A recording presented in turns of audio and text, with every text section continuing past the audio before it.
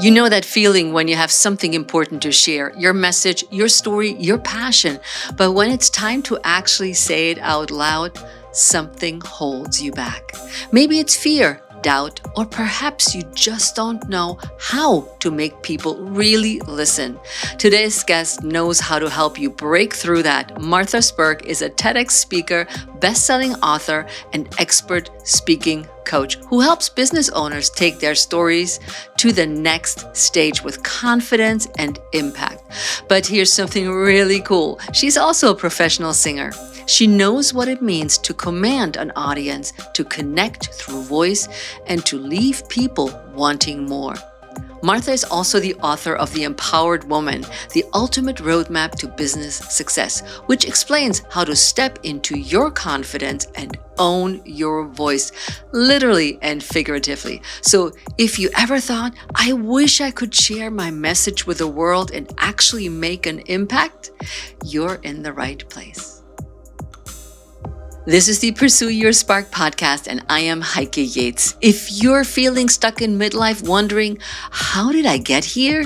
You're in the right place. We're all about real transformation, not quick fixes. My mission is to help you break free from limiting beliefs and outdated habits using fitness and wellness as tools for change. Each episode offers practical strategies for turning complex challenges into simple, actionable steps. So bring your yes, I can attitude and earbuds, and let's explore how you can truly thrive in midlife. Hey, it's Heike. Are you stuck in the cycle of not enough, overwhelm, or perfectionism? My brand new book, Pursue Your Spark, Your Guide to Escaping Midlife Traps, Reclaiming Confidence, and Living Fully is finally here. It's more than a book. It's your midlife reset button. Inside, you'll discover the hidden traps holding you back and exactly how to break free. You'll learn how to reignite your confidence, shift your mindset, and build a life that actually fits you. This is your moment. If you are ready to stop settling and start thriving, grab your copy now. Your spark is waiting. The link to purchase the book is in the show notes. Go get it and let's spark something powerful together. Marta, so excited to see you almost in person here and have you on the Pursue Your Spark podcast. Thank you so much for having me. I'm super excited. You know, I love, and the listeners need to know that we met 2 years ago at the Podcast Movement Conference, and you had a table for TEDx talks. Anybody who was interested in becoming a TEDx speaker, and that's how we met. And I thought it was just a great connection to stay in contact over all those years. I follow your story. I follow what you do and help women in business. Because oftentimes I think when we're talking about midlife, and my brand is all about health, fitness, and mindset strategies, there is a slight overlap, especially in the mindset category. But I feel that we also need to include on the show business advice, business strategies, because women are changing, especially midlife. We're changing where we're going, what we're doing, our careers. Don't you think so? Oh my gosh, yes. And especially with technology, right? And with women just being braver in pursuing their dreams and sharing their gifts. Yeah, things are different. Yeah, it sure is. So what is one moment in your life that ignited your spark? And you shared some of those amazing sparks with me as we're preparing for this episode. But what is the one that comes to mind today? Oh gosh, it was having my kids. So in 2016, I had triplets. And as you can imagine, that was a huge plot twist, something I could never be prepared for. I mean, motherhood in general is something you can read all the books, right? It's one of those things. You can read all the books, but you won't know what you're going to face until you're in it. And for me, having triplets was triplified the surprise, because how do you prepare to being a mom to triplets? Like, yes, there are books and resources, but it's not something that it's funny because after I've had triplets, some people say, I've always dreamed of having twins. I've always dreamed of having triplets. That never crossed my mind. So it wasn't even something that I was thinking that could be a possibility. So it was a combination of events. Having the kids, I actually am from Brazil. So I had married my American husband. We had lived in America for a while, but we were living in Brazil when I had the kids. And then we decided to move back when they were just 9 months old. And it was a combination of, I got this, I can raise my kids far away from family, and being in America, which is like, nothing is impossible, right? Living the American dream. It was a combination of all of those things that made me want to start what I now have, 8 years later. But I have to say, my triplets were the catalyst for all of that. All of that. What did that teach you about prioritizing yourself and your dreams? Mm. Anything So, that comes to mind? oh gosh, I mean, that was the whole purpose of starting a business, was understanding that I needed to prioritize myself. Especially when you talk about, motherhood, there's the whole talk of, now you need to give up everything. Now, your whole priority in your whole life is your kids. And yes and no. Obviously, I need to take care of them. The routine is going to shift, but you can't pour from an empty cup, right? It's a cliche because it's true. I needed to take care of myself. And I saw in building the business a way for me to have that time for me, right? Because then I would have interactions with other adults, because my entire life was feeding kids, putting the kids to sleep, changing diapers. I mean, that's a mother's life period. But when you think there's 3 of them, like, it's even more intensified. So that's when I knew I needed, and it wasn't just like, I'm going to take a bath, right? I'm going to go out, which those are great things as well. But I saw in the business the opportunity for me to nurture myself with something that I enjoyed, and that's something that I had been doing ever since the beginning. So the business was really that outlet to stay in touch with who I am. What was the first step you took towards that? So I actually started with network marketing, and it was, again, that era, 9 years ago, where you had all these companies popping up, and social media was a little bit of a different space than it is right now. Because several years ago, right, where lots of people were like, make money off your phone, which is still things that are around, but it was different at the time because it was just starting out. And a lot of the women that were involved in that were moms. And the whole vision was, you can do this while they're sleeping. You can do this in pockets of time throughout the day. So it was a great way for me to get my feet wet and understand, wow, I can be a business owner, but I don't have a brick and mortar. I can do things off of Instagram and Facebook. Like, it was really this whole concept that did not exist before, that I didn't even know, I wasn't aware of, and it became so possible. And so that was my first step. Eventually, I realized that I didn't want to sell somebody else's stuff, that I wanted to create my own thing. But I'm very grateful. I'm very grateful because I don't think I would have been where I am today if I hadn't started, like, eased my way into this the way that I did. And it's true, as a new mom, and I just had a conversation with somebody about that just before this call, because a good friend of mine who I used to be working together with business now has a 10-month-old little girl. And she says, all I do is take care of her. It's time for me to go back into the real world and talk adult talk and not have clothes on that have spit all over them. Yeah, it's a thing. It's a thing. I know what you're saying, because back then too, it feels so empowering that you can do something and you're not just, which is also a wonderful role to be mom, but we're so much more than just mom. We have all these multiple roles. Yes, and skills and gifts and things that people can benefit from, and it builds your confidence as well. And as the kids are growing, that's what I have realized. They're watching. Yeah. They see that you do, and they don't fully understand, because sometimes it's like, do you even have a job? They ask me sometimes, or people ask them, what does your mom do? And their answer is, she's an entrepreneur. They don't even know what that means. Right. So, I mean, it's also doing something for them. So let's think about that. Many women struggle with imposter syndrome, especially when stepping into leadership roles, which is being an entrepreneur, owning your own business is a leadership role. How do you coach them through that? Well, I think the first step is acknowledging that we all feel it in different stages. So whenever we're doing something new, we're going to have imposter syndrome. I mean, I'm going to use the example of I recently started martial arts because I put my kids in and then I was like, I'm going to do it too.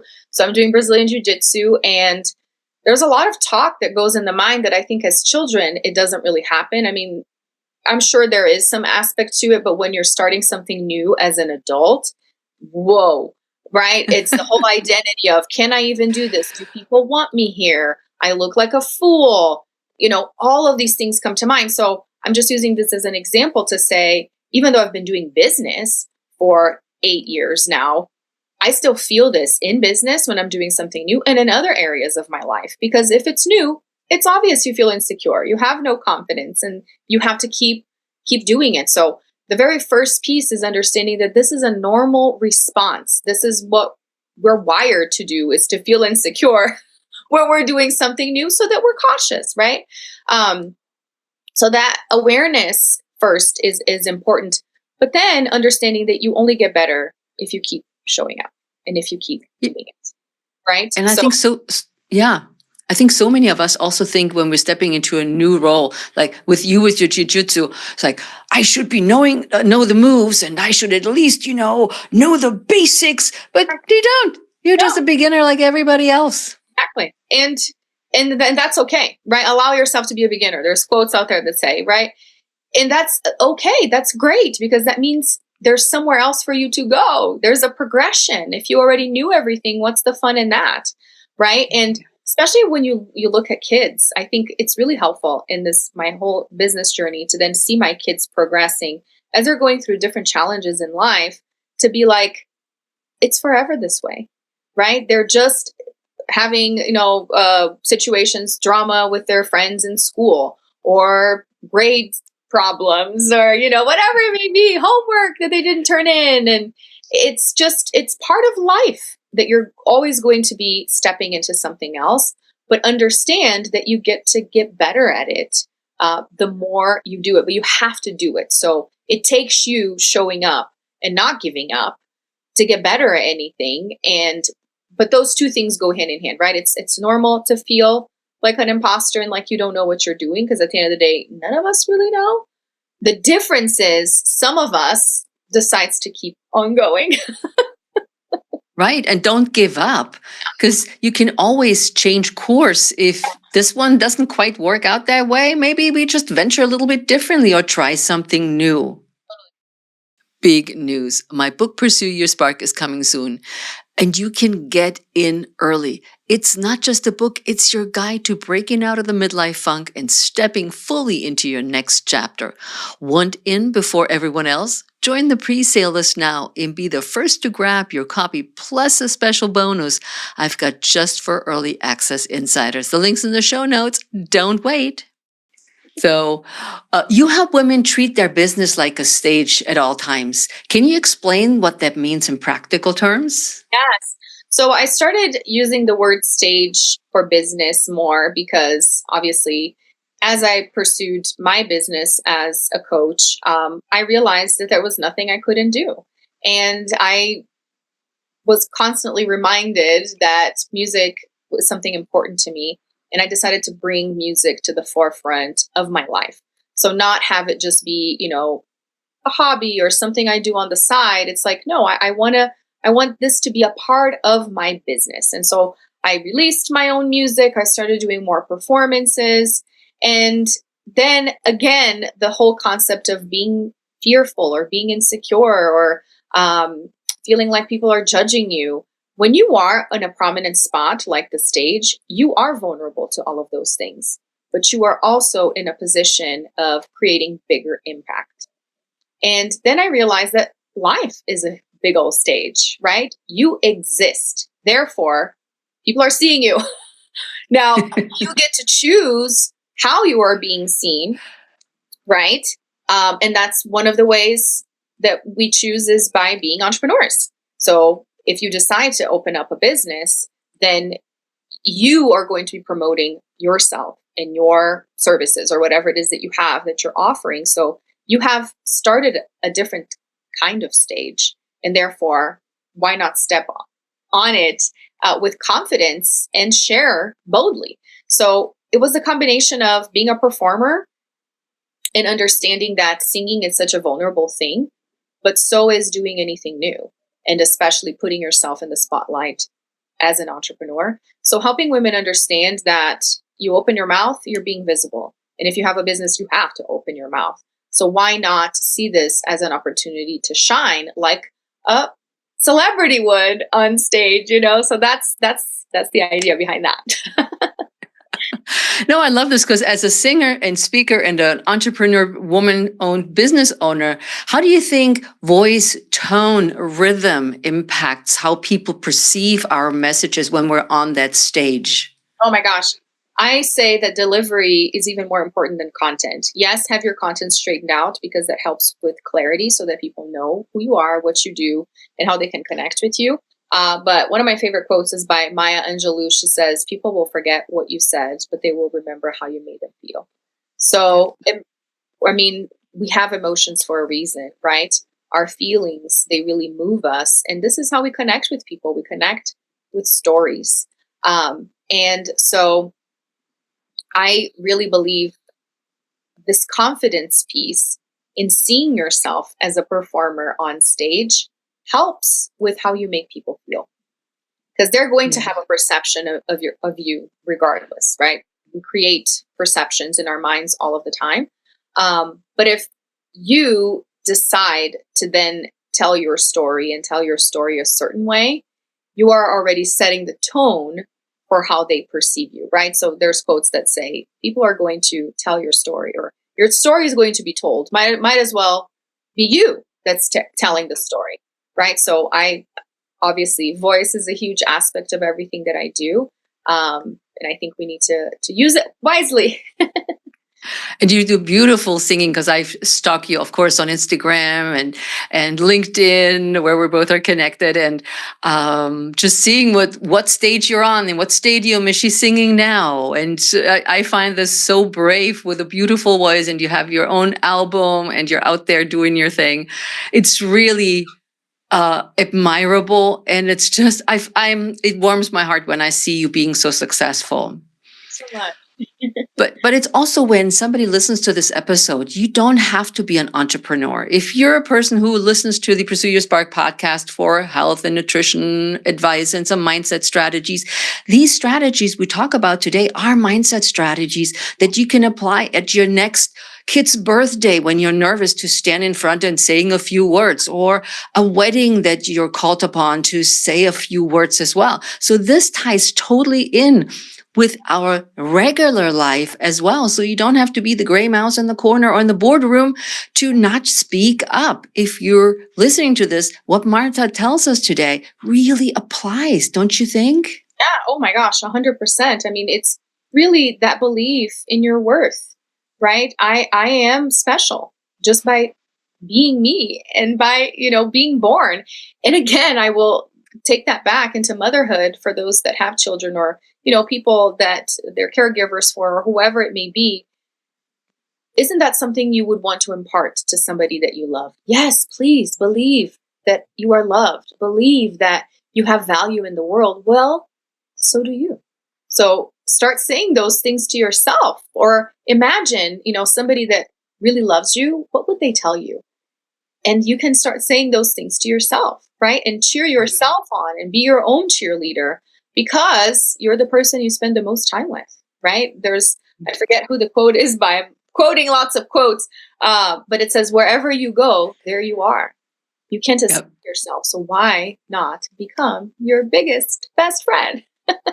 Absolutely. And what is the first step for women who don't see themselves, as we're talking about, as natural speakers, or have the confidence to develop the confidence in their message, even if it's just at a birthday party? Yeah, I would say lean into the people that love you and believe in you, because most likely you have had people in your life that have said, well, you're really good at this.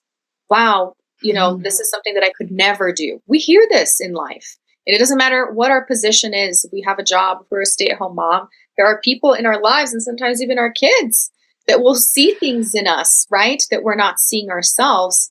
Believe them, especially if it's somebody that you love and that you admire, because we have such a hard time, cheering ourselves up and empowering ourselves. When there is somebody that you truly respect that says, wow, you're really good at this, believe them. Starts there. Yes. That's just a simple step, right? I'm like, don't doubt everything and thinking, oh yeah, they're just saying this because they really like me. Yeah. It's like there has to be compliments. That's a big thing, I think. When people say, wow, beautiful dress, and we say, oh, it was $5 at Ross. Why not just say, thank you? It's pretty cute. And I'm guilty of that, by the way. Oh my God. When a lot of people do, like you said, respond to that and say, oh, it was really cheap. Why? Why do we have to do that? When one of the strategies that I teach my clients in Pilates is when it comes to that confidence being on a stage is to use their Pilates body. And I say, stand up straight, use your Pilates body. And people usually look at me and go, huh, what? But it is about what I always say, wear your crown. You're wearing a crown. You stand really tall and you align your spine from the ear to the shoulder, to the hip, to the knee, to the ankle, and stay there very relaxed. And then you look around the room instead of looking on the floor, be feeling maybe nervous, but that will be interpreted as insecure. And I said, just use your Pilates body and look at everybody in the room. And several of my clients tried that and they said, you wouldn't believe how much more respect I got. The Pilates body, I'm telling you, Marta. I love that. I'm going to have to use that. My Pilates body. Please do.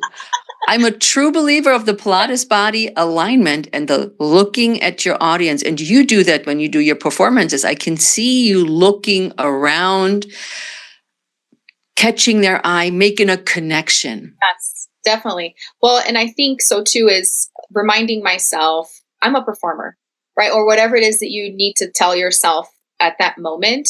Or I'm really good at this, or I am strong. I've done hard things before. Sometimes when I go skiing, I'm not, the most advanced skier, and I get myself in sticky situations and the mountain looks really, really big on the way down and steep.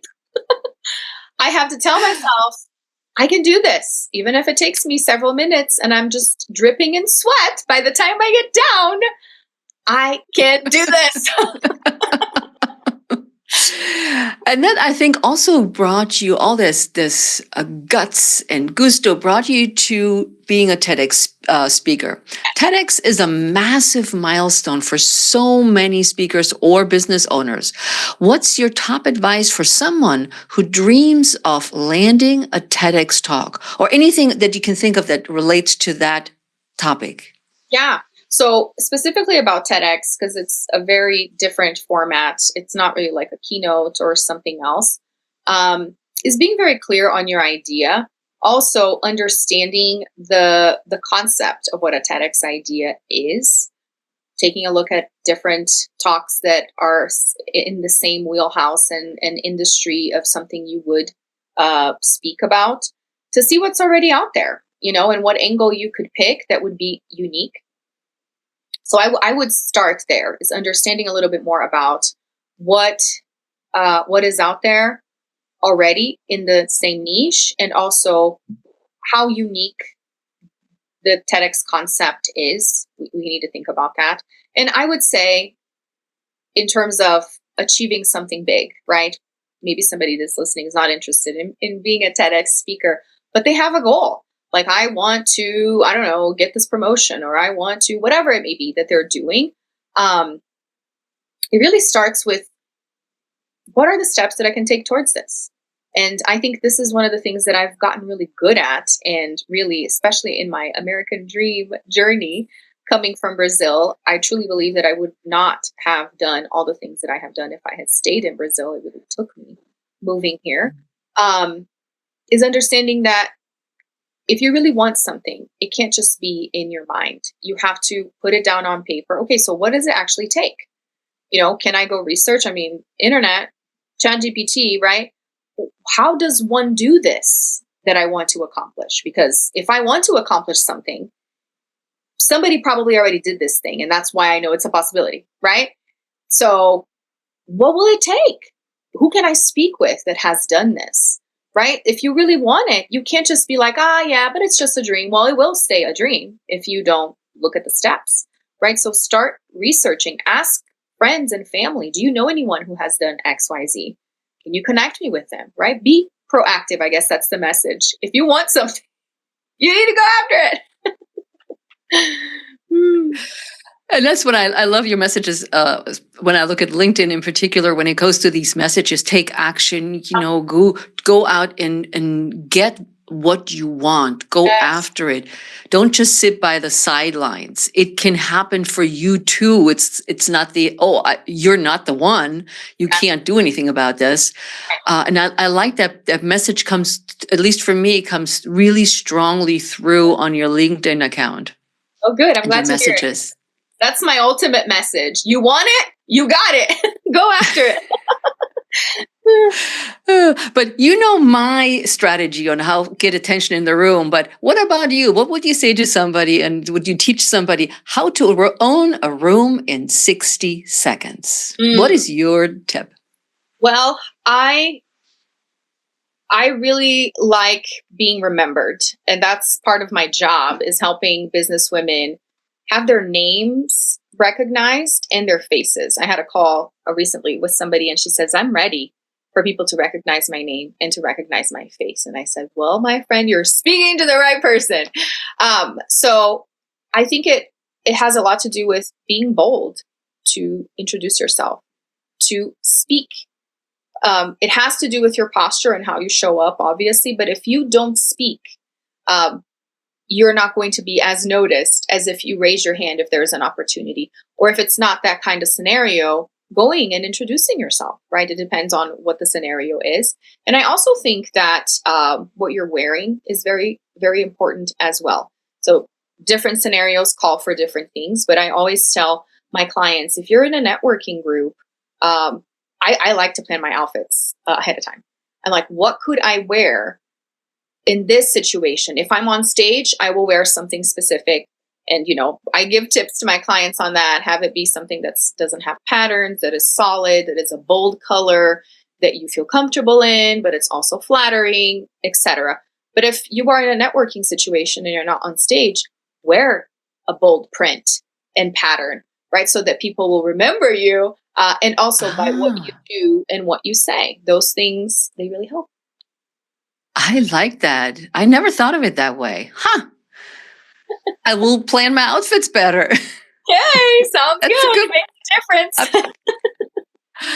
And what is a stage moment, Marta, you've had outside of your actual stage life where you unexpectedly had to step up and deliver? Oh my gosh. Let me think. I guess when it comes to defending my kids, that's something that's been a different situation for me, because even though I'm super bold to promote myself and talk about things, I am not a fan of confrontation. So I don't really like, and that's complete opposite to my husband. He will, ask for the refund, he was having an issue with eBay the other day, and he was relentless for something that wasn't even that expensive, that didn't get delivered, whatever. But he really was like, I'm going to get to the bottom of this. It's a matter of principle. To me, I don't care. I'd rather drop it because I don't want to make somebody else uncomfortable if it's not absolutely necessary. But when it comes to my kids, the attitude is a little different, right? So whether it be with bullying, or we've had situations before when a parent kind of called me out, and it's those things are hard, but that's a line that I won't allow be crossed, because it's not even me, it's about my kids. So I would say in those situations, it's not my favorite. It's not a stage I want to be on. I will admit to that. But if I'm called to, I will perform. The lioness comes out, the Brazilian lioness. And now be careful, people, because she now knows jiu-jitsu. I know, exactly. She will use it. I will use it. Oh, man. Oh, my goodness. Marta, final question. What tips can you give our listeners as far as pursue your spark as strategic, purposeful, authentic, and resilient or knowledgeable are concerned? So I would say, in terms of like pursuing your spark, it goes back to what I mentioned before, is paying attention to what people are telling you, but also looking back at your life. And again, I will go back to kids, because it's very easy to notice what lights a child up, and because they're developing, right, their personality. So you start seeing, wow, you really like this. That's something that you're naturally good at, or that you gravitate towards. And we've all had that. But throughout life, we kind of lose it, right? We go through the motions. We allow people to tell us who we are. But it's important to go back and remember who we were, even when we were kids. And that's a way to find that spark and to pursue that spark, is understanding that the spark is there, but we really need to go and dig it out sometimes. And go after it, right? Go after it! Yay! Marta, thank you so much for coming on the show. I absolutely loved our conversation, and I know our listeners will too. Yes, thank you so much. It was great. You just heard how Marta Spirk balances motherhood, business, and self-worth like a pro. But behind the scenes of that hustle, there's something else we don't talk about enough. Something that sneaks in, slows you down, and makes everything feel heavier than it should. In the next episode, I'm pulling back the curtain on what might really be sapping your energy in midlife, and how to take your power back one simple shift at a time. Trust me, you'll feel the difference.